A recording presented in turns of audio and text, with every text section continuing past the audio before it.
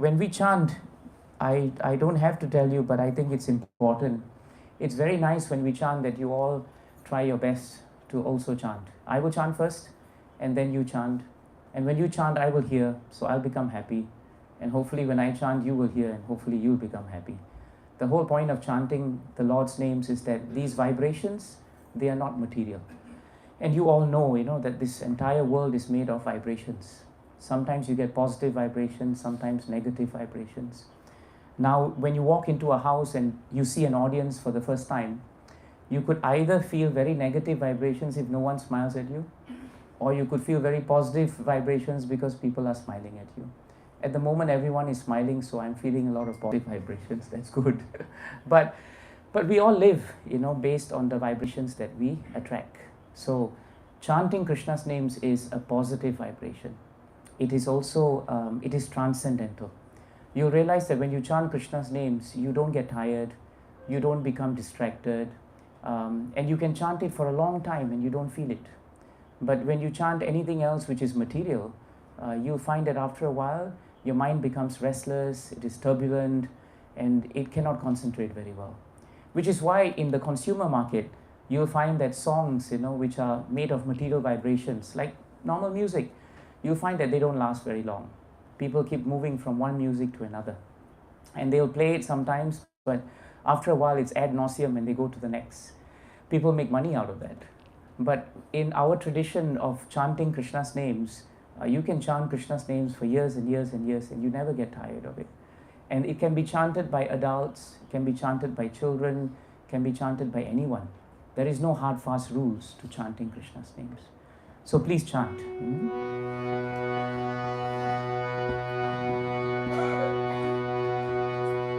Jai Shri Harinam Sankirtan Yajna Ki.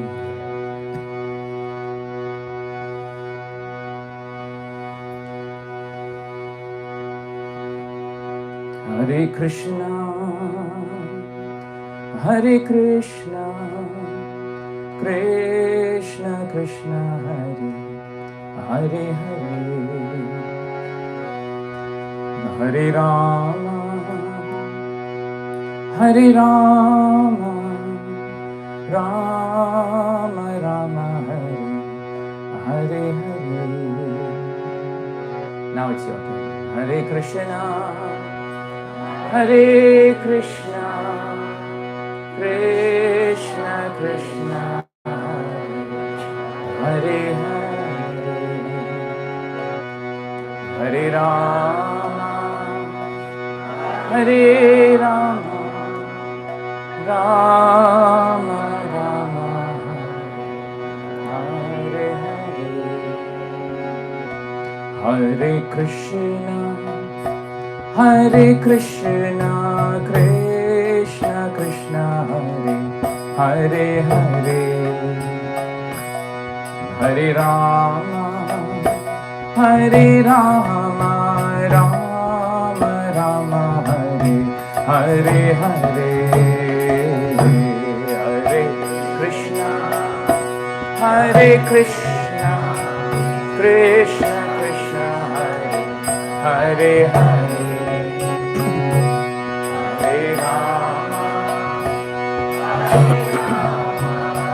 Rama Rama, Hare Krishna, Hare Krishna, Krishna Krishna, Hare Hare, Hare Rama, Hare Rama, Rama Rama, Hare Hare, Hare Bol.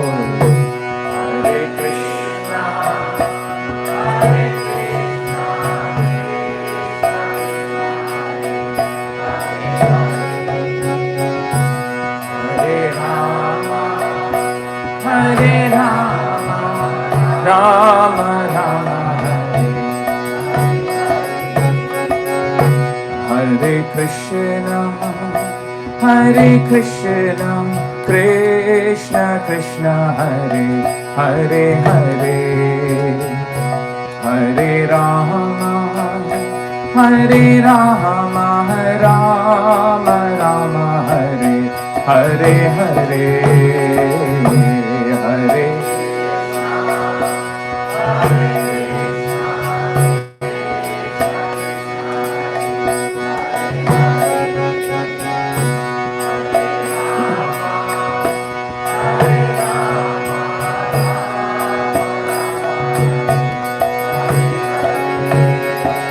Hare Hare Krishna, Hare Krishna, Krishna Krishna, Hare Hare, Hare Rama, Hare Rama, Rama Rama, Hare Hare, Hare Krishna, Hare Krishna, Krishna Krishna, Hare Hare.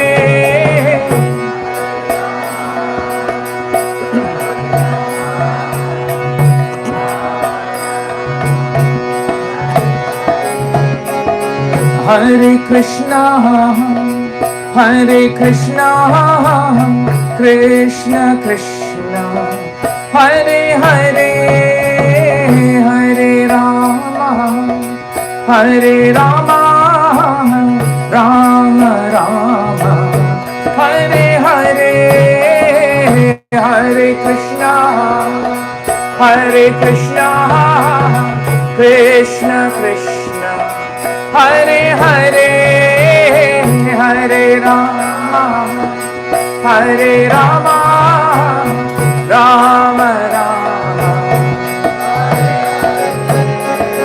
Hare Krishna, Hare Krishna, Krishna Krishna, Hare Hare, Hare Rama, Hare Rama, Rama Rama, Hare Hare, Hare Krishna, Hare Krishna, Krishna Krishna, Hare Hare, Hare Rama, Hare Rama,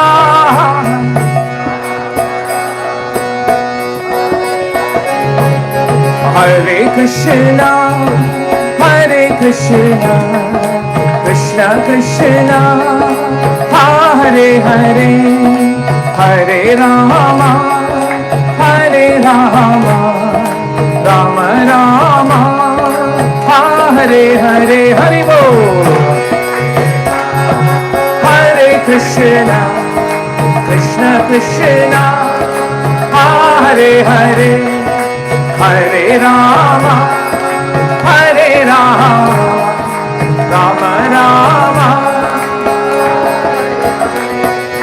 Hare Krishna, Hare Krishna, Krishna Krishna, Hare Hare, Hare Rama, Hare Rama, Rama Rama, Hare Hare, Hare Hare, Hare Krishna, Hare Krishna, Krishna Krishna, Hare Hare, Hare Bol, Hare Rama, Hare Rama, Rama Rama, Hare Krishna, Hare Krishna, Krishna Krishna, Hare Hare, Hare Rama, Hare Rama, Rama Rama, Hare Hare, Hare Krishna, Hare Krishna, Krishna Krishna, Hare Hare, Hare Rama, Hare Rama, Rama Rama, Hare Krishna, Hare Krishna, Krishna Krishna, Hare Hare, Hare Rama, Hare Rama, Rama Rama, Hare Hare, Hare Krishna, Hare Krishna, Krishna Krishna, Hare Hare, Hare Rama,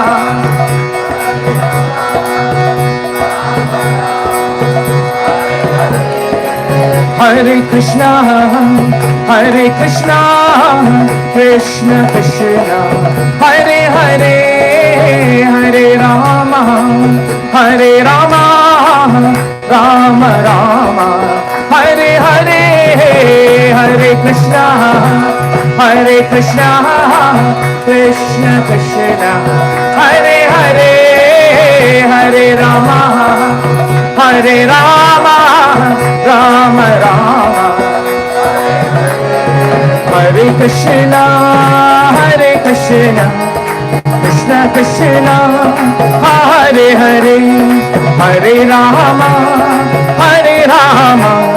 Rama Rama, Hare Hare, Hare Bol. Hare Krishna, Krishna, Hare Hare, Hare Rama, Jai Shri Hari Ram. Hare Krishna, Krishna Krishna, Hare Hare, Hare Rama, Rama Rama, Hare Hare. Krishna,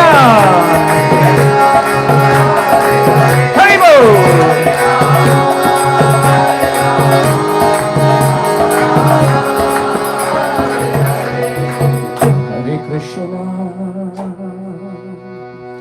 Hare Krishna, Krishna Krishna, Hare Hare, Hare Rama, Rama Rama, Hare Hare, Hare Krishna, Hare Krishna,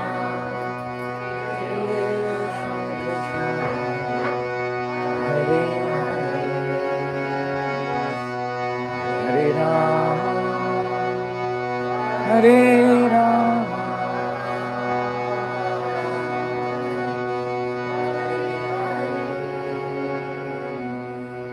Jai Shri Hari Nam Sankirtan Yajna ki.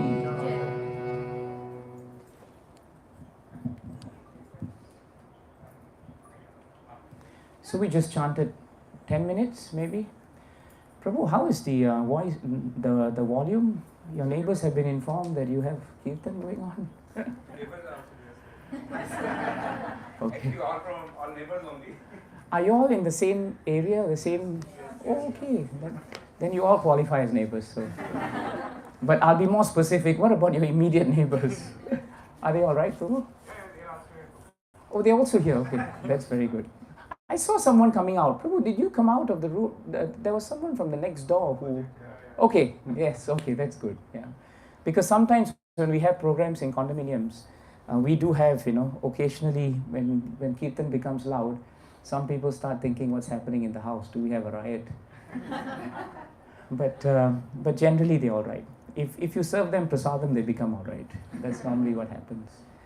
So today we want to come together to understand two things. Spiritual life is an experience. It is not theory. That's the first thing to understand.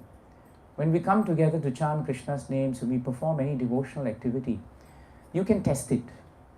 Sometimes, we are so caught up with the world that we forget to understand that actually in spiritual life, it is not all airy and fairy. The idea very often when people speak about bhakti, for example, is that it is sentimental by nature. But actually when you read the sastras, you read the scriptures, if you study them very carefully, you realize they are anything but sentimental. In fact, the whole idea about bhakti is that it is very scientific. What did we do for the last time? For the last 10 minutes, we just chanted the names of the Lord. How did we do that? We engaged our tongue and we chanted. And as we chanted, we heard. You notice that was happening simultaneously. As you hear the name, you will repeat it. And when you repeat it, you will hear it. And whatever that you hear and you repeat, you will remember. This is the science of chanting. Whatever that you hear and you repeat, you will remember. So hearing, repeating, and remembering. It is actually a science. And this science was spoken thousands of years ago by a non-scientist, but a great devotee. She is known as Kunti Mata. You all know Kunti Devi. She is a wonderful personality from Mahabharata, and she was the mother of the 5 Pandavas. What Kunti Devi endured as a mother to see her sons going through hell in the Mahabharata, no mother has ever endured that way in our history. And yet she remained a great devotee of the Lord. She saw Krishna's hands at every junction of her difficult life. She lost her husband very early. She was left to fend for her sons. And then the sons were sent to exile with her. And in exile, they had so much of difficulty. It was their entitlement to have the lands, and yet they were robbed of it. In such situations, it's very easy to lose faith in Krishna. It's easy to lose faith in God. But Kunti Mata did not do that. In fact, the more difficulty she faced, the more intense was her bhakti. Because she realized one very important point, that the difficulties of the material world are here because it is intrinsic to the nature of the material world. The nature of the material world is known in Bhagavad Gita as Dukkhalayam Ashashvatam. It is a place of misery because by nature it is a place which is temporary. That which is temporary, if you become attached to, will give you problems. Why? Because anything that's temporary and you become attached to it, by nature, because it is temporary, it has to leave you. And because you have become dependent and attached to it, you will feel a certain amount of anxiety or misery or difficulty when it leaves you. There is nothing that we have had in our life that actually will stay with us forever. Some of us will be fortunate. Some things will be with us. Some relationships will go on for a long time. Sometimes our parents, will live long. It's all fortune. But very often at the end of the day, without fail, everything has to end. The Hindu philosophy, the Vedic religion, we are told to understand that the difficulties of the world have got nothing to do with the relationship between us and God. We are here in this world because of the fact that we have forgotten who our true nature is. Our true nature is spiritual. Our true nature is not material. If it's material, we should live forever. But you and I know we don't. And sooner or later, it will end. The most wonderful thing was asked, Yudhishthira Maharaj in Mahabharata was asked by Dharmaraj, Yamaraj. He was asked this question, what is the most wonderful thing in the world? And he said, the most wonderful thing in the world is that every day someone is dying. But those who live think they can actually live forever. If you think about it, that's really the most wonderful thing. I don't know how many of us still read the actual newspapers. Most of us have gone online. But I remember when I was young, my grandmother had this habit. She would open up the Straits Times, and the first column she'll go to is the obituary column, where all the people who are dead are there, And I used to ask her, why you're looking at this? And she used to say, I'm just wondering when I'll be there next, you see. Of course, I told her, when you're there next, you won't be able to know because you'll be gone. But the point was that everybody has an expiry date. And yet we think we will live forever. And we don't plan what to do with our life when we are here. Because we think, never mind, I'll live tomorrow, and I'll live the day after. And of course, if everybody else dies, I'll be the last to die. Somewhere in our head, our mind comes up with these arguments, you see. So time is running. But Kunti Mata, despite all her difficulty, she remembered Krishna. But how did she remember Krishna? Shrunavanti gayanti, grananti abhikshnashaha, smaranti nandanti, tavehitam janaha, ta eva pashyanti, achirena tavakam, bhava pravaho, paramam padam bhujam. In the first canto, 8th chapter of Srimad Bhagavatam, she says this important point, and it's related to why we are chanting. She says that those who continuously, abhikshnashaha in Sanskrit means continuously. Those who continuously chant, repeat, right? Those who continuously chant, repeat, and remember. So when we chant, we will repeat what we chant. And when we chant and repeat, we will hear. And when we hear, we will remember. So that's why she says that you must first start chanting the holy names. Then you repeat the holy names. But as you chant, you're also hearing because it's intrinsic. And then you repeat. And those who repeat, Kunti Mata says, what happens to them is that they will get a chance to experience Krishna. And she uses the word, right? She used the word pashyanti. Pashyanti means to see, but pashyanti also means to experience. So when we see Krishna, we don't only take darshan of Krishna, but we also experience him by chanting his names. That is why I started today's discussion by saying spiritual life is an experience. It is something that can be practically felt. You cannot tell someone it is very beautiful. If you tell someone milk tastes like milk, what will they know from that? It's not helpful a statement at all. But if you tell them to taste milk, then they will understand exactly what you're saying. So sometimes the problem with us is we are so caught up with life that we don't plan our life in such a way that we have an opportunity to experience spiritual life. That is the challenge for us, especially in today's world. Because time is always running. Sunday you're a bit more relaxed. I see everyone's face, you're all relaxed. But by Sunday night you start thinking, oh my God, I've got Monday. Then everything changes, isn't it? And when Monday comes, all of this discussion is all gone. So the real challenge is how tomorrow morning we should remember this discussion. And we can do it. How? By our free will. It is stated that God is in control of everything because he is the most powerful. But it is also stated in Shastras that Krishna can control everything except something that all of us have, and that is our heart. Krishna doesn't control our heart. Krishna gives us the free will and independence to use our heart either in his service or in forgetting him. It is free will. It is our choice. So it is not that Krishna puts a gun to our head and say, now you have to love me. That's not love, isn't it? It has to come from the heart. And it will come when you cultivate it. Because in everyone's heart, Shastras say, love of God is already established. It is there. It's only a question of reviving it. And that's why we have these programs. These programs are meant to revive our love of God. And that is what Yashoda Mata did on the day of this beautiful Leela. Many years ago, Bhagavatam tells us that on the morning of Diwali, Mother Yashoda woke up in the morning in Vrindavan Dham and she dressed herself up as we all do on Diwali day. Bhagavatam is so precise, it tells us that actually Mother Yashoda wore a sari which was yellow and saffron in color. And she was glittering with so much of jewelry. She had nice malati flowers in her hair. And she was ready to start the day. But when she came out, she realized that all her maidservants were busy because it was Diwali. But her first thought was that I must serve Krishna, because Krishna was her dearmost object of love. He was her son. But she did not realize that Krishna is not just her son. He is the supreme personality of Godhead. He is Bhagavan. But in Vrindavan Dham, the residents forget that, you see. But they are so much in love with Krishna that their whole life is centered around him.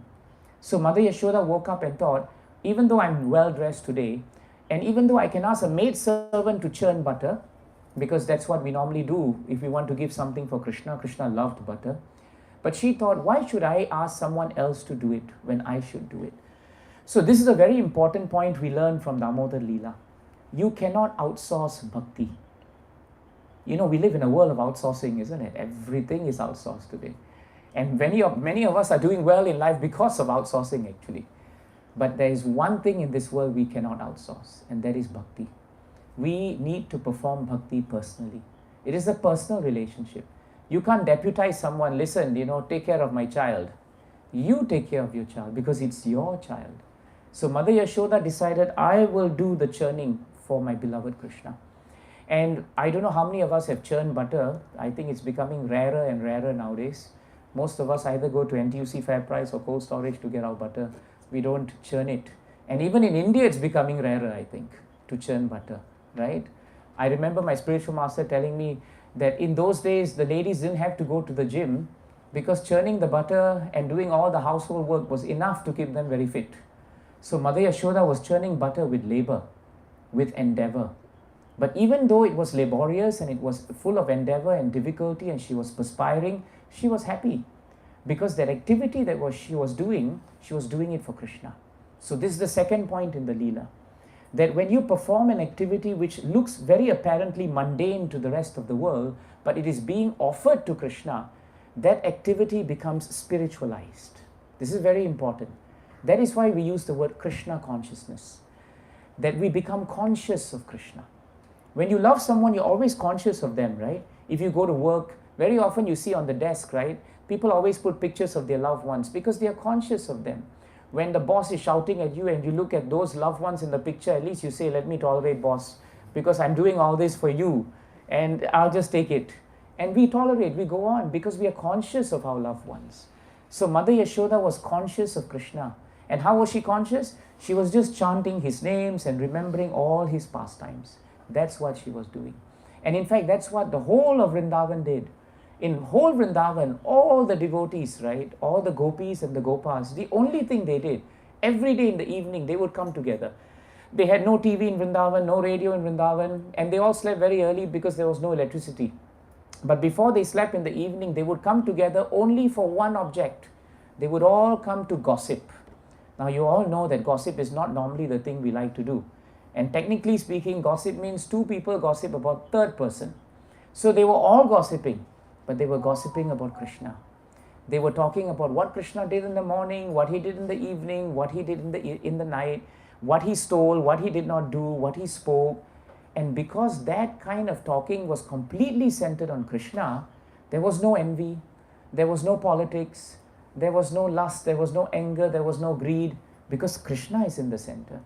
And that's the third point in the Leela, that when you put Krishna in the center of your life and you make him the object of your speaking, of your remembrance, then whatever difficulties that you have, Krishna gives you the strength to actually cross over these difficulties. He gives you the fortitude to do it.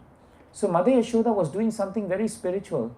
Apparently, it appeared to be mundane, but actually it was very spiritual. That's why Krishna in Bhagavad Gita told Arjuna to fight, because it was his dharma. You don't have to, Arjuna wanted to go away from the battlefield, but Krishna said, don't go to the cave and become a sadhu. Your duty now is to fight against the Kauravas, so you must fight. So we are not interested in telling all of you to stop your duties. Do your duties, but you have to add Krishna. If you are doing your duties to satisfy Krishna, then your husbands and your wives and your children, they will automatically become satisfied. Krishna is like the root of the tree. If you water the root, the rest of the tree is satisfied. But if you water a leaf, you water a flower, what is the point? The entire tree is not nourished, you see. So that's why Mother Yashoda was very peaceful even while endeavoring. And while she was endeavoring, she was remembering Krishna. And because she remembered Krishna so intensely, then Krishna, who was sleeping in the next room, he comes out. And he goes to Mother, and he's very young, you know.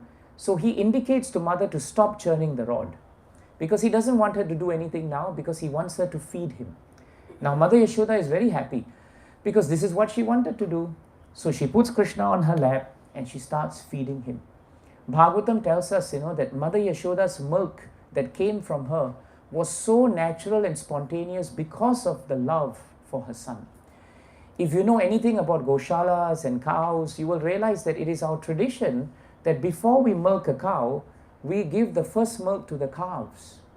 Because when the calves are given to the cow, the love of the cow flows through and touches the calves. And you drink milk after that, you'll find that the milk that comes after is so sweetened because of the love that is flowing. So Mother Yashoda's love for her son was manifested in her milk in that way. So she was very happy, and she was seeing Krishna with so much affection. But then she was put in a slightly awkward situation, because right in the kitchen, on the stove, she had put a pot of milk to boil. She wanted it ready for Krishna in case she was busy on Diwali day. Now that pot of milk threatened to boil over right at the time when she was starting to give Krishna milk. This is the fourth point in the Leela that's very important. Being a devotee doesn't mean you will not be put in awkward situations of life. In fact, very often being a devotee means you are sometimes challenged in an awkward position in life. Some people think, oh my God, if that's the case, I don't want to do bhakti. I want to have a nice wife, a nice husband, some nice children, a nice car and a nice house. That should be enough. But how long are these things going to be nice? They're not going to be nice very long. It is better to re-establish our friendship and our love with Krishna. So Mother Yashoda was put in an awkward situation. And she thought, if I put him down, he's not fully fed. And you all know, mothers, that if the baby is not fully fed, right, the baby will become very angry. We have a hungry baby becomes an angry baby situation. But at the same time, if she just continued to feed him, the milk is going to be gone because it's going to be boiled over. So Mother Yashoda made a call. She decided, let's put Krishna down, let's run to the kitchen, quickly off the milk stove and come back. And so she was just gone a little while, but the moment she went, Krishna exhibited the transcendental pastime of being a transcendental child. Now, when you relate to someone as a child, you don't expect the child to be very peaceful, right? Children are by nature restless. You are an exception. You are completely an exception. You are the most amazing boy I have seen in a long time. You are sitting like a yogi. You are not moving. You're smiling at me. What's your name? Danesh. Very nice. I'm very happy. Normally when children are sitting in front, I know, give them 5 minutes and that's it. You get a riot and then all the mothers they don't know what to do. But you have been very good. But Krishna was not like that, unfortunately or fortunately. He decided to become very upset. And so he thought, my mother has put me down, I'm hungry, so what should I do? I should exhibit my anger. So Krishna took a stone and his face became reddish with anger. And he took the stone and he broke the pot that she was so very carefully churning butter. And all the butter flowed out. And in those days, butter was really butter. It was rich and it was flowing. And when Krishna saw the butter, Krishna is butter thief, right? He loves butter. So what did Krishna do? Immediately he stole butter there and then. But then he realized that now he had broken the pot. When mother comes back, she's going to be angry. So he thought, better run away. That's the best solution. So Krishna ran away. But before he ran away, he took some more butter. This is very smart. You're going to be caught. You might as well share the spoils and enjoy it before you get caught. So Krishna left. As he left, because there was so much butter, he left footprints. And so it would not be easy to trace him. That's why in our traditions, during Diwali time, we actually, in the morning or in the evenings, we actually put semblances of footprints of Krishna walking into the house. It is actually based on this Damodar Leela.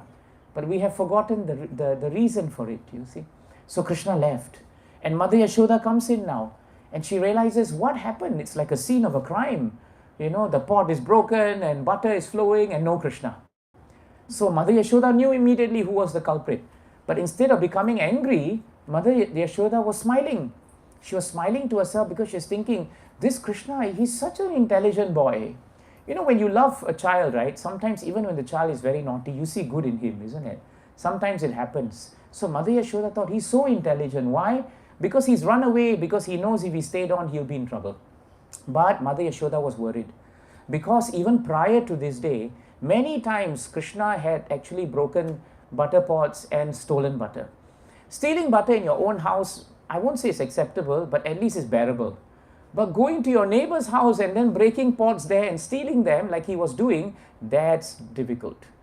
All the gopis, the mothers, they had come to Mother Yashoda many times and told Mother Yashoda that, Mother Yashoda, your son and Balram, they keep coming and stealing butter. Is it because you are not making butter in your own house? And Mother Yashoda was perplexed. She had the best butter in town. She had the best cows in town. She had the best milk in town. But Krishna would go to neighbor's house. Imagine Sumit Prabhu and Mataji. If their children, every morning they make breakfast. And instead of eating breakfast here, they go over to your house and have breakfast.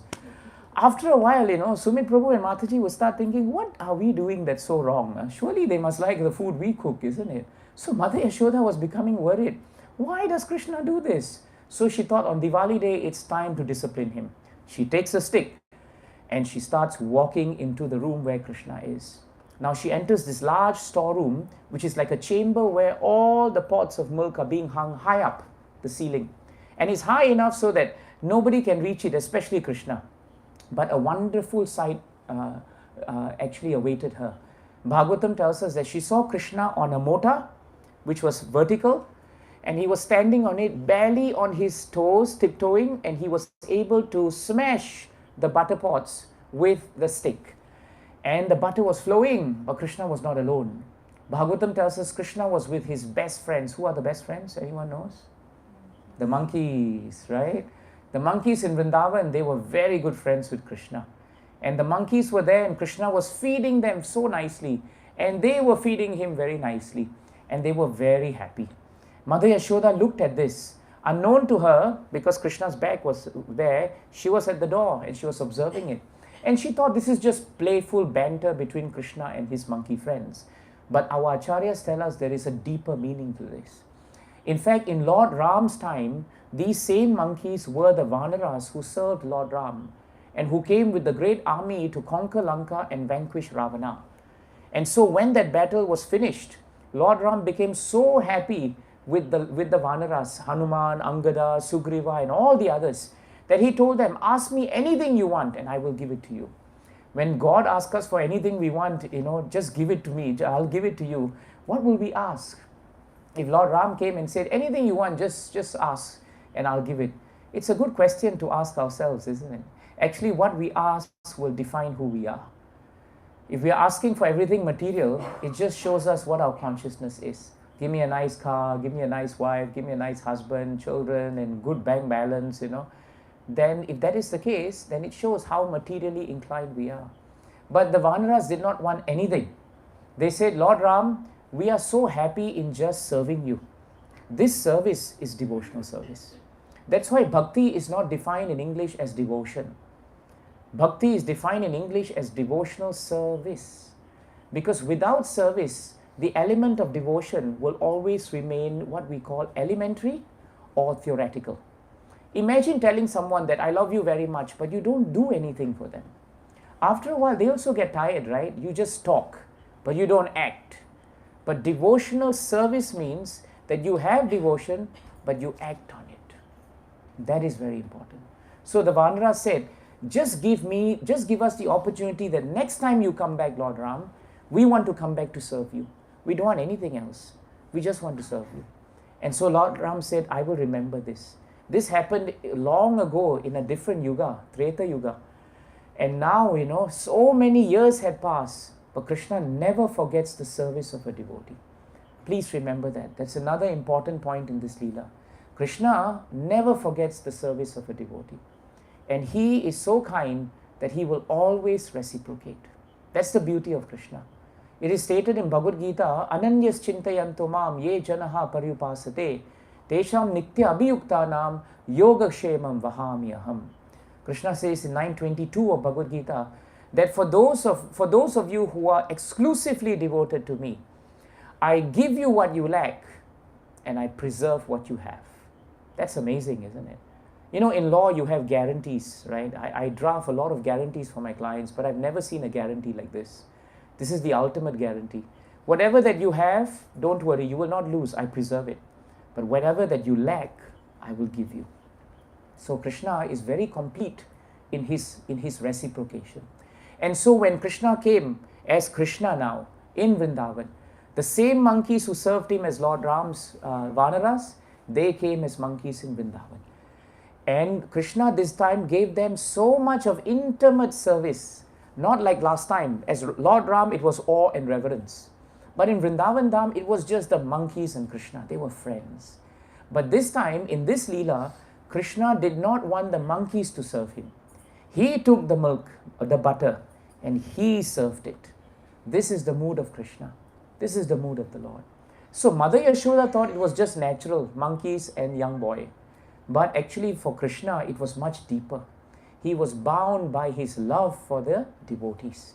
And that's why he reciprocated. But when the monkeys saw Mother Yashoda, they panicked, like all monkeys are. And they ran. They ran through the windows, they just moved out. Only one person was left in that room. Who was that? Krishna. And when Krishna realized everybody had left, even though he had the best butter still, he realized that there must have been somebody behind him. So he turned and he saw his mother. Seeing mother is not a problem for Krishna. Seeing mother with stick is a big problem for Krishna. And when he saw that stick, Krishna became very afraid and he started running. This is amazing. The Supreme Personality of Godhead is not afraid of anyone. It is stated in Shastras that Yamaraj, the superintendent of death, whom everyone is afraid of, he himself is afraid of Supreme Personality of Godhead Krishna. Yet, in Damodar Leela, the little boy Krishna actually became afraid of his mother. And so he ran. And Mother Yashoda ran after him. And she was trying to catch him, but he would be a bit ahead. He was trying to catch him, but he would be ahead. She was trying to catch him, and he would be half a meter ahead. And after a while, she became very tired. She thought, today has been a very interesting Diwali. In the morning, I worked very hard to churn. Now I'm working very hard to chase. And I still can't catch Krishna. But when Krishna saw that Mother Yashoda was trying so hard to catch him without any motivation in her heart except to discipline her child out of love, he decided to surrender to his mother. That's amazing, isn't it? In no tradition in the world does God surrender to man. In all traditions of the world, it is man who surrenders to God.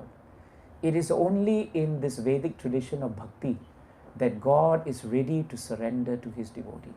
It's an amazing exchange of love.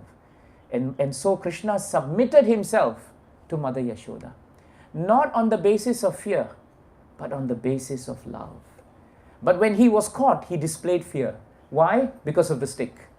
So when Mother Yashoda caught him, Krishna was shaking. Bhagavatam says he was shaking so much that the bangles, the anklets, the earrings that he had, they were also shaking. They were all shaking because he was shaking. He was crying. And when he was crying, the mascara that he had, it was also flowing down because of the tears. So much of description of God is found in our scriptures. Otherwise, if you talk to anyone about God, who does he look like? What does he sound? What does he say? People don't know what to say. But in Bhagavatam, a full description of God is given. Everything that you need to know. And so Krishna began fearing. And Mother Yashoda decided, I will put the stick down and I will not hurt him. Now after this, when you are going to perform the offering of lamb, I think you will see a picture. Sumit Prabhu, do we have a picture today or a deity?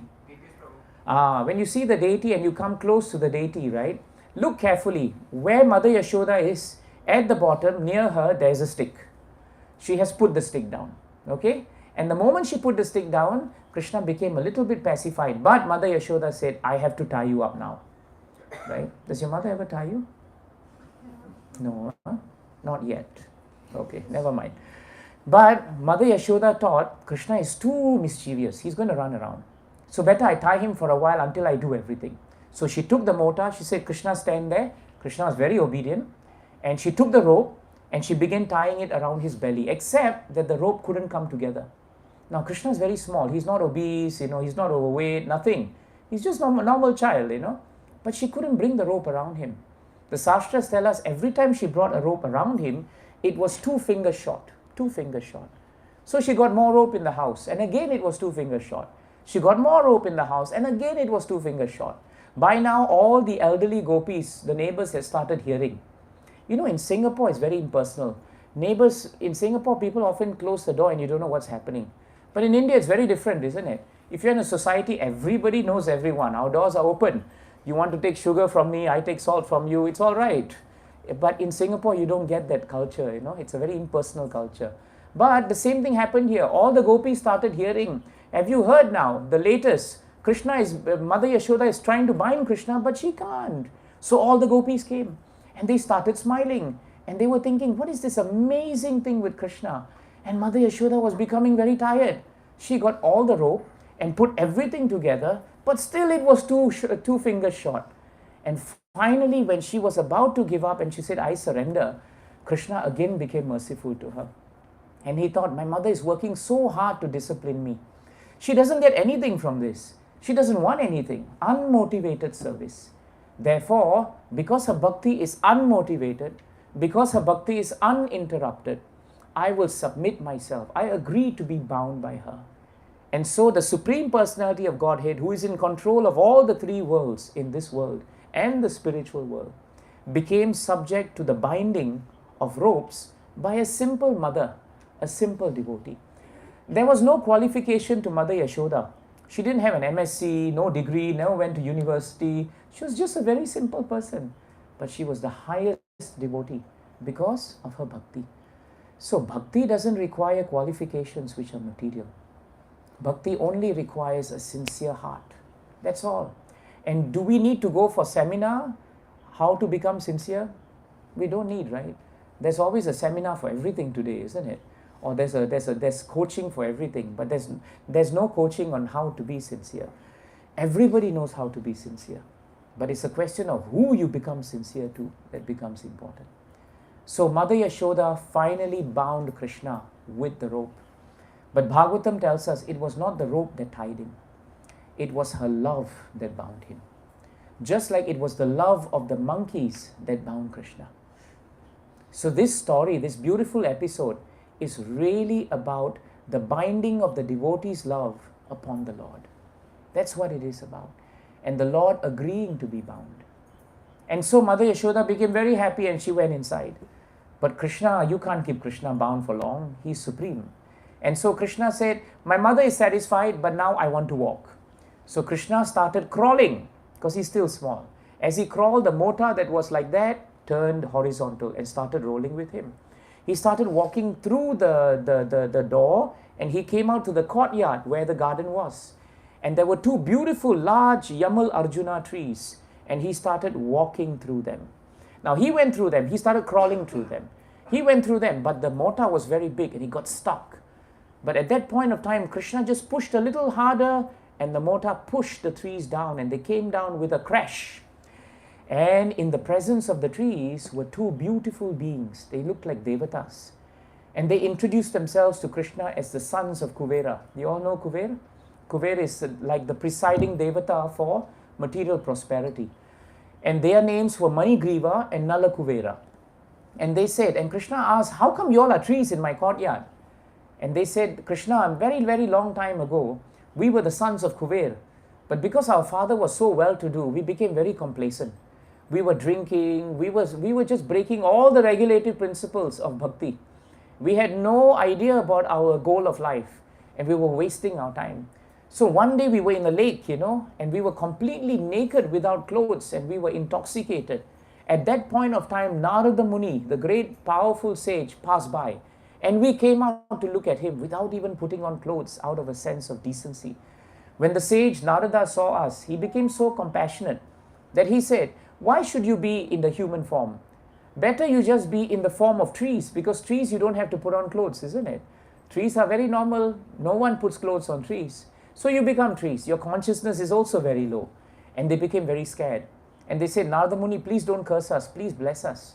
And Narada said, my only prayer is that somehow or another you come out of your material bondage and consciousness. And somehow I pray that you will come in contact with Krishna. Because if you do, you will become purified. And so Narada's prayer resulted in these two boys becoming trees in the courtyard of Nanda Maharaj, waiting for Krishna to deliver them. And when Krishna finished his pastime with Yashoda Mata, when he finished his pastime with the monkeys, he did not forget what his pure devotee had prayed for, even though that was thousands of years ago, because Krishna never forgets. And so he delivered the two boys. And when they went back to their original place and original constitution, Krishna continued his pastimes in Vrindavan. Now, the end of the Leela is here, but the important thing to take back with us is critical. And that critical point is that Krishna is bound by love. And this love is not sentimental love. It is love based on endeavor. It is love based on putting aside time for Krishna. It is love based on putting Krishna in the center of your life. Just like you do any relationship in the world, if you prioritize Krishna, you will start the day with Krishna, end the day with Krishna, and in between, try to remember Krishna as much as you can. It's not very difficult. All we have to do is chant Krishna's names like we did. Hare Krishna, Krishna Krishna, Hare Hare, Hare Rama, Rama Rama, Hare Hare. And when you chant this mantra, you can chant it quietly, you can chant it loudly, you can chant it at your workplace, you can chant it in your mind, you can chant it in your heart. You do not need to be pure to chant. Chanting purifies you. You don't have to be in a certain place. No havan is needed. Today Sumit Prabhu invited all of you. This is a yajna. This is actually Sankirtana yajna. But there is no havan here. The havan is in your heart. The havan is when you offer your time to Krishna, when you offer your effort to Krishna. And when you do that, what does Krishna do? He becomes bound by your love. He became bound by the ropes by Mother Yashoda. That was the first rope in the pastime, right? But that rope is the most visible rope we see. The deeper ropes of this pastime are not only from Mother Yashoda, but also from the monkeys of Vrindavan, who were with Lord when he was Lord Ram, and he was bound by love for them. And the last rope is the rope that Narada Muni tied on Krishna by his prayer to Krishna that please you deliver these two boys. And because he was bound by his love for Narada, he told these boys before they left that even though I have nothing much to do with you, but because my dear devotee Narada Muni has prayed for you, I am now obliged to deliver you. Jai Grantaraj Srimad Bhagavatam ki, Jai Damodar Leela ki, Ananta Koti Vaishnavrinda ki. So this is our tradition. You will know that this is just one story from Krishna book. There's a whole book you can read. You would like it because I'm sure you're intelligent to read. Maybe next time we'll get Krishna book and share it with everyone.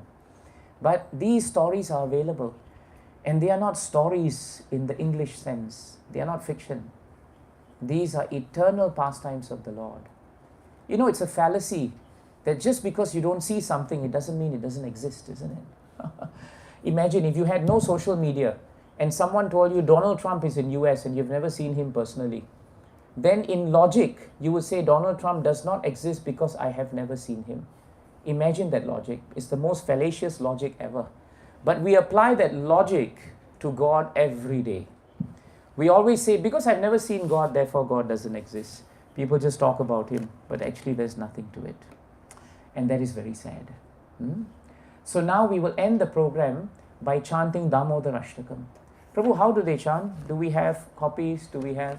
Everyone gets hardly told I that actually it's sent mine. to all the ladies so you can forward to them. Yeah, I forward to all. That's amazing. Okay, so everybody has a... Mine could have also yes, last time we sent. Okay, good. One thing good with Sumit Prabhu and Vrinda Mataji is they're very organized. They do all these things very well. So just open up your phones now, the joy of technology, and you will be able to see Damodar Ashtakam. And if you see it there,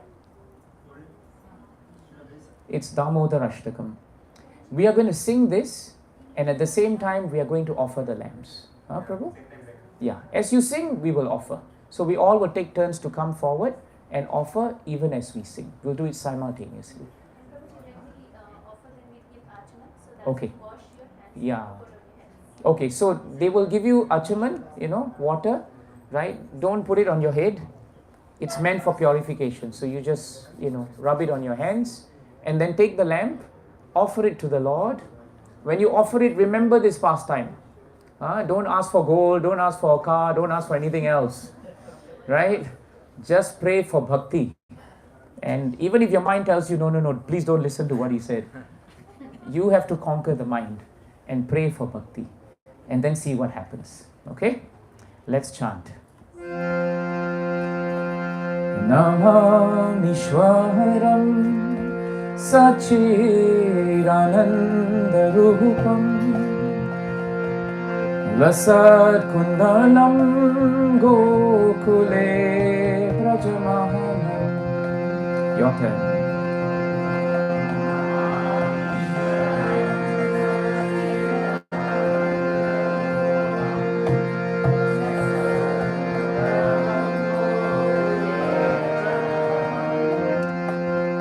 Namamishwaram Sachiranandarupam Lasat Kundalam Gokule Brajamana.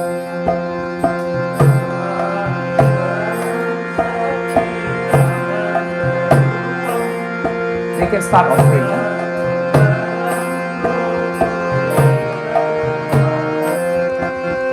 Yashoda Biolu Kaladhavamalam Param Rishtahamadyam Tato Dhruta Gopya.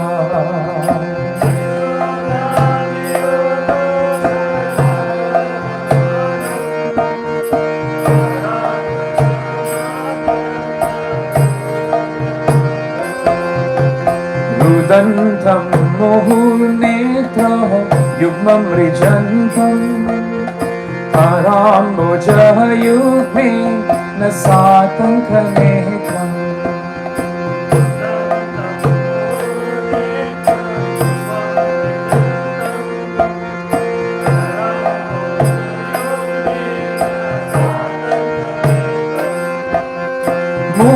श्वासकम्पा त्रिरेखाककण्ठा स्थितग्रैवं दामोदरं भक्तिभागम्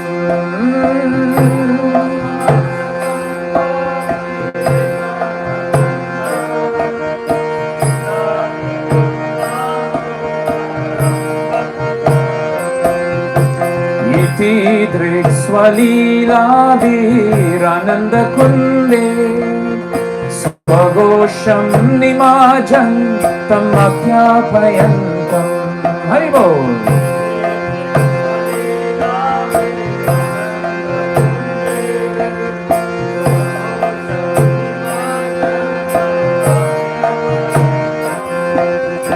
अदीयेषितान्येषु भक्तैर्जितार्थं पुनः प्रेमतस्तं सखा वृत्ति वन्दे।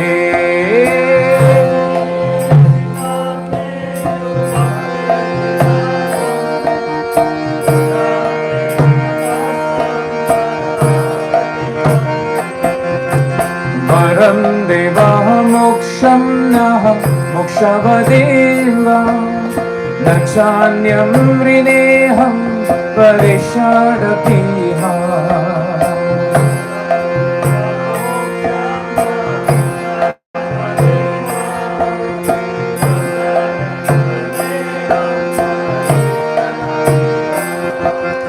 इदं ते वपूर्णात् गोपालबालम् सदा मे मनस्या विरास्तां किमन्ये।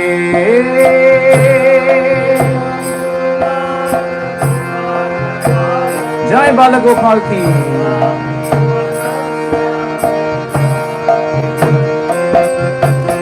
इदं ते मुखाम्बोजम् अत्यन्तनीलै वृतं कुन्तलैः स्निग्धरक्तैश्च गोप्या।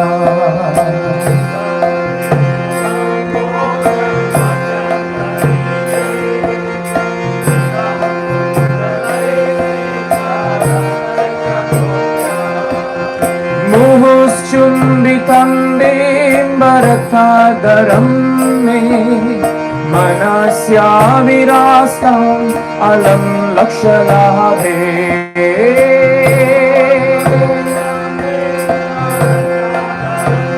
जय यशोदा माता की।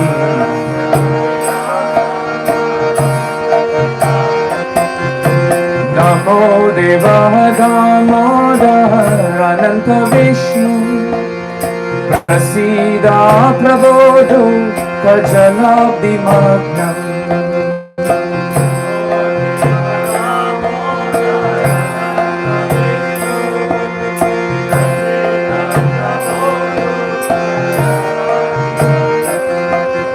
कृपा दृष्टि वृष्याति दिनं बतानु ग्रहाणे क्षमामान्यमेदाक्षि दृशया।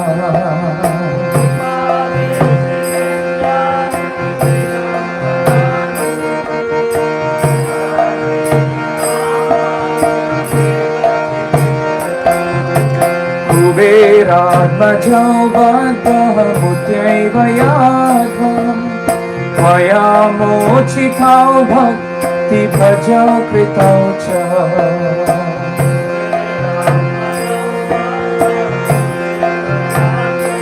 हरि हरि।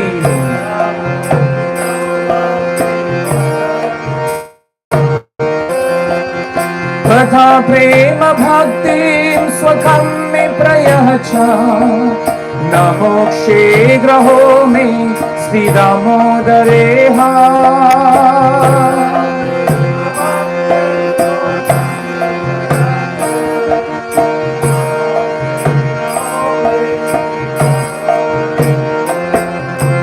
नमस्ते स्तु धाम्ने स्फुरदीप्तिधाम्ने त्वदीयोदराय विश्वस्य धाम्ने।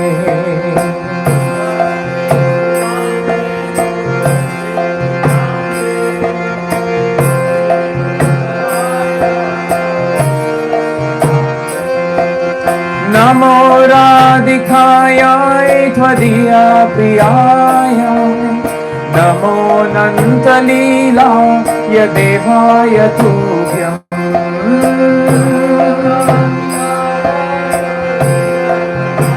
श्रीमती राधा रानी की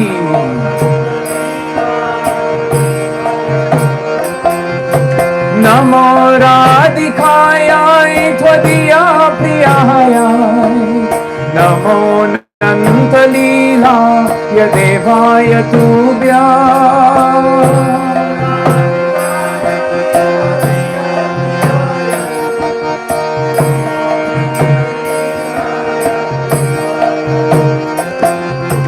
Hare Krishna, Hare Krishna, Krishna Krishna, Hare Hare, Hare Rama, Hare Rama, Rama Rama, Hare Hare, Hare Bol, Hare Krishna, Hare Krishna, Krishna Krishna, Hare Hare, Hare Rama, Hare Rama, Rama Rama, Hare Hare, Hare Krishna, Hare Krishna, Krishna Krishna, Hare Hare, Hare Rama,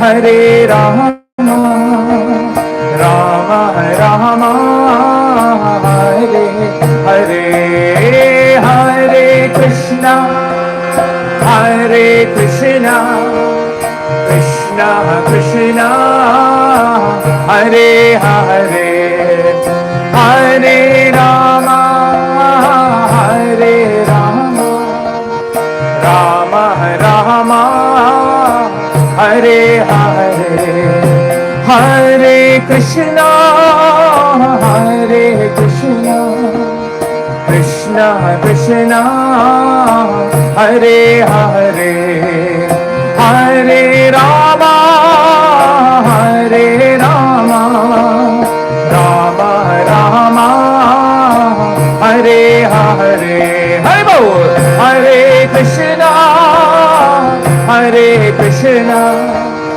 Krishna Krishna, Hare Hare, Hare Rama, Hare Rama, Rama Rama, Hare Hare, Hare Krishna, Hare Krishna, Krishna Krishna, Hare Hare, Hare Rama, Hare Rama, Rama Rama, Hare Hare, Hare Bol, Hare Krishna, Hare Krishna, Krishna Krishna, Hare Hare, Hare Rama, Hare Rama, Rama Rama,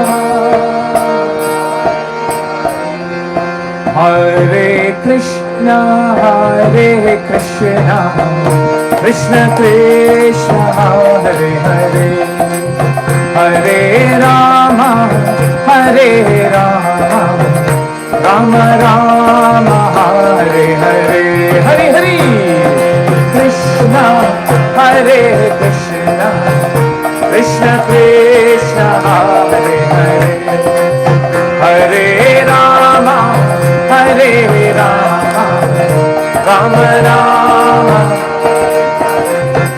Hare Krishna, Hare Krishna, Krishna Krishna, Hare Hare, Hare Rama, Hare Rama, Rama Rama, Hare Hare, Hare Krishna, Hare Krishna, Krishna Krishna, Hare Hare, Hare Hare, Hare Rama,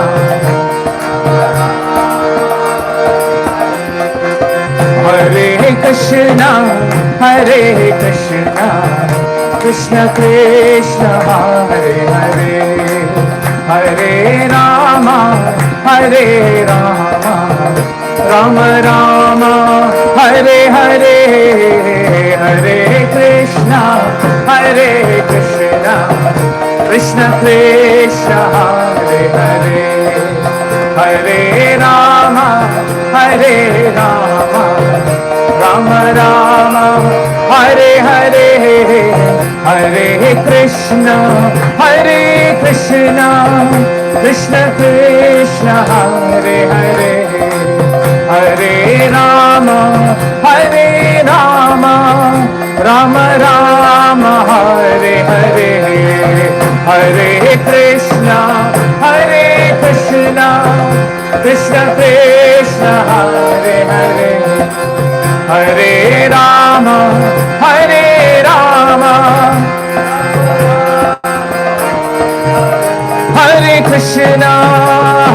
Krishna, Krishna Krishna, Hare Hare, Hare Rama, Rama Rama, Hare Hare, Hare Bol, Hare Krishna, Krishna Krishna, Hare Hare, Hare Rama, Hare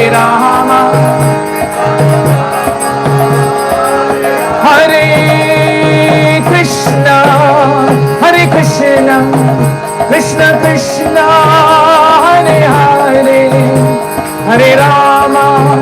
Hare Rama, Rama Rama, Hare Hare, Hare Krishna, Krishna Krishna, Hare Hare, Hare Rama, Rama Rama, Jaya Yashoda Damodara, Yashoda Damodara, Yashoda Damodara, Yashoda Damodara.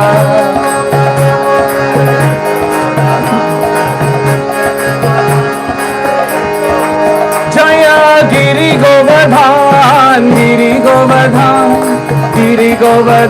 Jaya Giri Govardhan, Jai Giri Govardhan ki Hari Bol. Jaya Krishna Balaram, Jaya Krishna Balaram ki Jaya Vrindavan Dham, Jaya Vrindavan Dham, Jai Vrindavan Dham ki Nitai Gaur Hari Bol, Nitai Gaur Hari Bol, Jaya Jaya Prabhupada,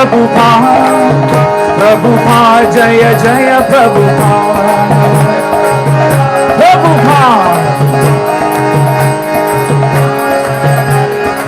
Jaya Jaya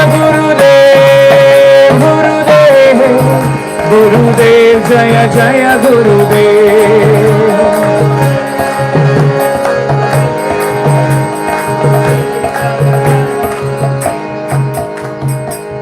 Jai Shri Harinam Sankirtan Yajna ki, Jai Shri Yashoda Damodar Leela ki, Jai Shri Shri Kartik Maas ki, Jai Shri La Prabhupada ki, Jai Shri La Gurudev ki, Grantaraj Srimad Bhagavatam ki, Ananta Kori Vaishnavrinda ki, Nitai Gaura Premanjana.